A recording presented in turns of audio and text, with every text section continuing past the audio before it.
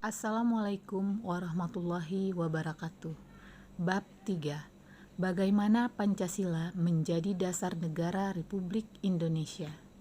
Tujuannya adalah agar kita berkomitmen dalam kehidupan bermasyarakat, berbangsa dan bernegara dalam konteks Indonesia yang berdasarkan pada Pancasila dan Undang-Undang Dasar Negara Republik Indonesia tahun 1945. A. Menelusuri konsep negara, tujuan negara, dan urgensi dasar negara. 1. Menelusuri konsep negara. Dasar negara akan menentukan bentuk negara, bentuk dan sistem pemerintah, dan tujuan negara yang ingin dicapai, serta jalan apa yang ingin ditempuh untuk mencapai tujuan tersebut. Berdasarkan pasal 1 Undang-Undang Dasar Negara Republik Indonesia tahun 1945, ayat 1, negara Indonesia adalah negara kesatuan yang berbentuk republik. Ayat 2, kedaulatan berada di tangan rakyat dan dilaksanakan menurut undang-undang. Ayat 3, negara Indonesia adalah negara hukum. Menurut Atmarjo, konsep negara hukum Indonesia merupakan perpaduan 3 unsur, yaitu Pancasila, hukum nasional, dan tujuan negara. 2. Konsep tujuan negara. Menurut Diponolo, ada 5 teori tujuan negara. Yang pertama, kekuatan, kekuasaan, kebesaran, dan keagungan. Tokohnya adalah Sun Yang, Niccolo Machiavelli, Friedrich Nietzsche. Yang kedua, kepastian hidup, keamanan, dan ketertiban. Tokohnya adalah Dante Alighieri, Thomas Hobbes, dan Theodore Roosevelt. Yang ketiga, kemerdekaan. Tokohnya adalah Herbert Spencer, Immanuel Kant, dan Hegel. Yang keempat, keadilan. Tokohnya adalah Aristoteles, Thomas Aquinas, Immanuel Kant. Dan yang kelima adalah kesejahteraan dan kebahagiaan hidup. Tokohnya adalah Immanuel Kant. Tujuan negara Republik Indonesia disederhanakan menjadi 2, yaitu mewujudkan kesejahteraan umum dan menjamin keamanan seluruh bangsa dan seluruh wilayah negara. Kemudian pendekatan dalam mewujudkan tujuan negara tersebut yaitu A. Pendekatan kesejahteraan, prosperity approach. B. Pendekatan keamanan, security approach. 3. Konsep dan urgensi dasar negara. Dasar negara merupakan suatu norma dasar dalam penyelenggaraan bernegara yang menjadi sumber dari segala sumber hukum, sekaligus sebagai cita hukum, baik tertulis maupun tidak tertulis. Undang-Undang Nomor 12 Tahun 2011 tentang pembentukan peraturan perundang-undangan, Pasal 7. Jenis dan hierarki peraturan perundang-undangan yaitu sebagai berikut. A. Undang-Undang Dasar Negara Republik Indonesia tahun 1945. B. Ketetapan MPR. C. Undang-undang atau peraturan pemerintah pengganti undang-undang. D. Peraturan pemerintah. E. Peraturan presiden. F. Peraturan daerah provinsi. G. Peraturan daerah kabupaten. Pancasila merupakan sumber dari segala sumber hukum sebagai dasar dan ideologi negara dan dasar filosofi bangsa. B. Alasan diperlukannya kajian Pancasila sebagai dasar negara. Pancasila merupakan pandangan hidup dan kepribadian bangsa yang nilai-nilainya bersifat nasional yang mendasar kebudayaan bangsa. Maka nilai-nilai tersebut merupakan perwujudan dari aspirasi atau cita-cita hidup bangsa. 2. Dengan Pancasila, perpecahan bangsa Indonesia akan mudah dihindari karena pandangan Pancasila bertumpu pada pola kehidupan yang berdasarkan keseimbangan, keselarasan, dan keserasian, sehingga perbedaan apapun yang ada dapat dibina menjadi satu pola kehidupan yang dinamis, penuh dengan keanekaragaman yang berbeda dalam satu keseragaman yang kokoh. Kemudian Pancasila sebagai dasar negara menaungi dan memberikan gambaran yang jelas tentang peraturan yang berlaku untuk semua tanpa ada perlakuan diskriminatif bagi siapapun. Oleh karena itu, Pancasila memberi arah tentang hukum harus menciptakan keadaan negara yang lebih baik dengan berlandaskan pada nilai-nilai ketuhanan, kemanusiaan, persatuan, kerakyatan, dan keadilan. C. Menggali sumber yuridis, historis, sosiologis, dan politis tentang Pancasila sebagai dasar negara. 1. Sumber yuridis Pancasila sebagai dasar negara, yaitu pembukaan UUD 1945, kemudian TAP MPR nomor 18/MPR/1998 tentang pencabutan TAP MPR nomor 2/MPR/1978 tentang pedoman penghayatan dan pengamalan Pancasila atau Eka Prasetya Pancakarsa.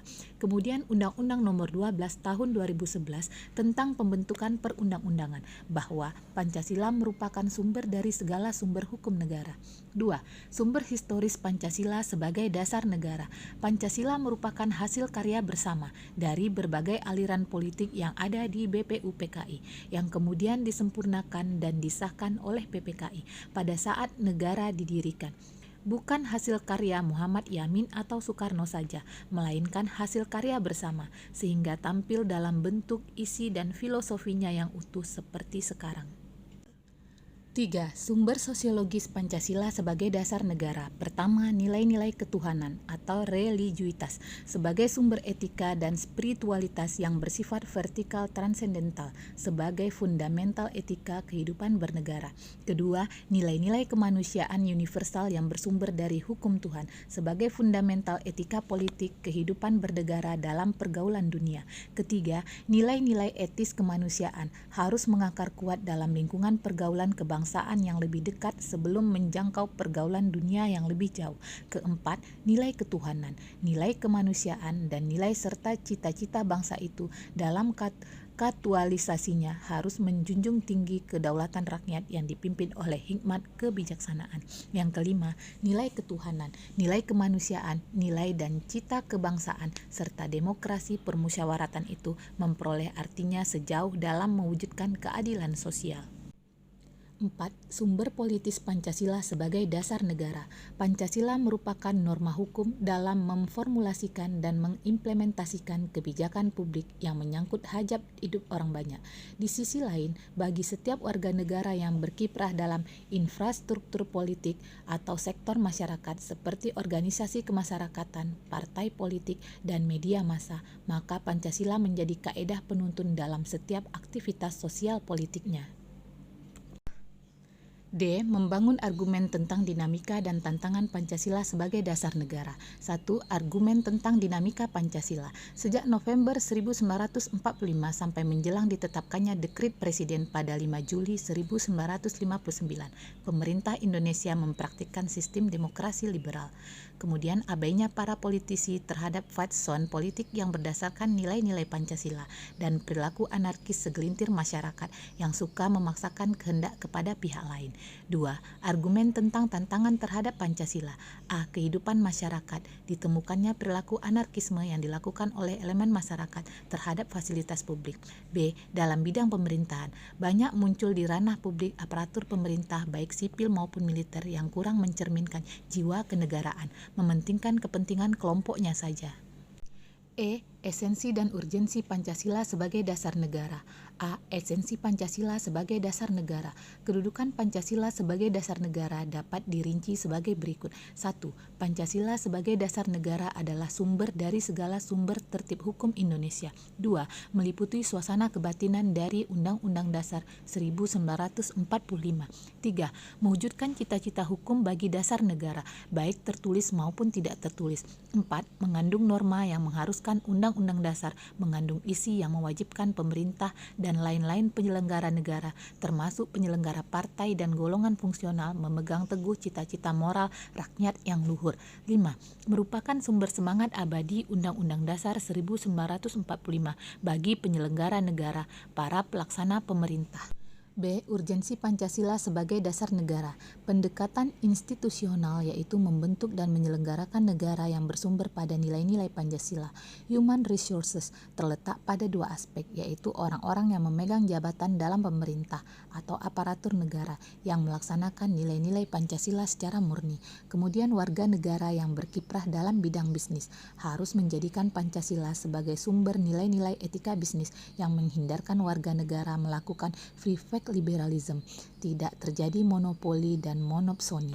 2. Hubungan Pancasila dengan Proklamasi Kemerdekaan Republik Indonesia. A. Disebutkan kembali pernyataan kemerdekaan dalam bagian ketiga. Pembukaan menunjukkan antara proklamasi dengan pembukaan merupakan suatu rangkaian yang tidak dapat dipisah-pisahkan. B. Ditetapkannya pembukaan pada 18 Agustus 1945 bersama-sama ditetapkannya UUD. Presiden dan Wakil Presiden merupakan realisasi bagian kedua proklamasi. C. Pembukaan hakikatnya merupakan pernyataan kemerdekaan yang lebih rinci dari adanya cita-cita luhur yang menjadi semangat pendorong ditegakkannya kemerdekaan dalam bentuk negara Indonesia merdeka, berdaulat, bersatu, adil, dan makmur dengan berdasarkan azas kerohanian Pancasila. D. Dengan demikian, sifat hubungan antara pembukaan dan proklamasi yaitu memberikan penjelasan terhadap dilaksanakannya proklamasi pada 17 Agustus 1945, memberikan penegasan terhadap dilaksanakannya proklamasi 17 Agustus 1945, dan memberikan pertanggungjawaban terhadap dilaksanakannya proklamasi 17 Agustus 1945. 3. Hubungan Pancasila dengan pembukaan UUD 1945. 1. Pembukaan UUD 1945 memenuhi syarat unsur mutlak sebagai state fundamental norm. Oleh karena itu, kedudukan pembukaan merupakan peraturan hukum yang tertinggi di atas Undang-Undang Dasar. Implikasinya, semua peraturan perundang-undangan dimulai dari pasal-pasal dalam UUD 1945 sampai dengan peraturan daerah harus sesuai dengan pembukaan UUD 1945. 2. Pancasila merupakan azas kerohanian dan pembukaan UUD 1945 sebagai state fundamental norm secara ilmiah akademis. Pembukaan UUD 1945 sebagai state fundamental norm mempunyai hakikat kedudukan yang tetap, kuat, dan tak berubah bagi negara yang dibentuk. Dengan perkataan lain, jalan hukum tidak lagi dapat diubah. 4. Penjabaran Pancasila dalam pasal-pasal Undang-Undang Dasar Negara Republik Indonesia tahun 1945. Pancasila merupakan nilai dasar yang bersifat permanen. Untuk mewujudkan nilai dasar maka dibutuhkan nilai instrumental, yaitu pasal-pasal dalam Undang-Undang Dasar 1945. 1. Nilai dasar sila pertama. Nilai instrumental pasal 28E ayat 1, pasal 29 dan pasal lainnya. 2. Nilai dasar sila kedua. Nilai instrumental pasal 1 ayat 3, pasal 26 ayat 1 dan ayat 2, pasal 27 ayat 1 dan ayat 2, pasal 28A, 28B, 28C, 28D, 28F, 28J dan pasal lainnya. 3. Nilai dasar sila ketiga. Nilai instrumental pasal 25A, pasal 27 ayat 3, pasal 30 ayat 1 sampai dengan ayat 5 dan pasal lainnya. 4. Nilai dasar sila keempat. Nilai instrumental pasal 1 ayat 1 dan ayat 2, pasal 2, pasal 3, pasal 4 dan pasal 7, pasal 19, pasal 22C, pasal 22E dan pasal lainnya. 5. Nilai dasar sila kelima. Nilai instrumental pasal 23, pasal 28H, pasal 31, pasal 32, pasal 33, pasal 34 dan pasal lainnya. 5. Implementasi Pancasila dalam perumusan kebijakan. A. Bidang politik yang bertumpu kepada azas kedaulatan rakyat berdasarkan konstitusi mengacu kepada pasal 1 ayat 2 Undang-Undang Dasar 1945. Implementasi azas kedaulatan rakyat dalam sistem politik Indonesia baik pada sektor suprastruktur maupun infrastruktur politik dibatasi oleh konstitusi. B. Bidang ekonomi. Kebijakan ekonomi nasional harus bertumpu kepada azas keselarasan, keserasian, dan keseimbangan peran perseorangan, perusahaan swasta, dan badan usaha milik negara dalam implementasi kebijakan. C. Bidang sosial budaya. Semua kebijakan sosial budaya yang harus dikembangkan harus menekankan rasa kebersamaan dan semangat gotong royong, karena gotong royong merupakan kepribadian bangsa Indonesia yang konstruktif. D. Bidang pertahanan dan keamanan. Berdasarkan pasal 3 ayat 1 Undang-Undang Dasar 1945, tiap-tiap warga negara berhak dan wajib ikut serta dalam usaha pertahanan dan keamanan negara. Kemudian pasal 27 ayat 3 Undang-Undang Dasar 1945, setiap warga negara berhak dan wajib ikut serta dalam upaya pembelaan negara. Sekian, terima kasih. Wassalamualaikum warahmatullahi wabarakatuh.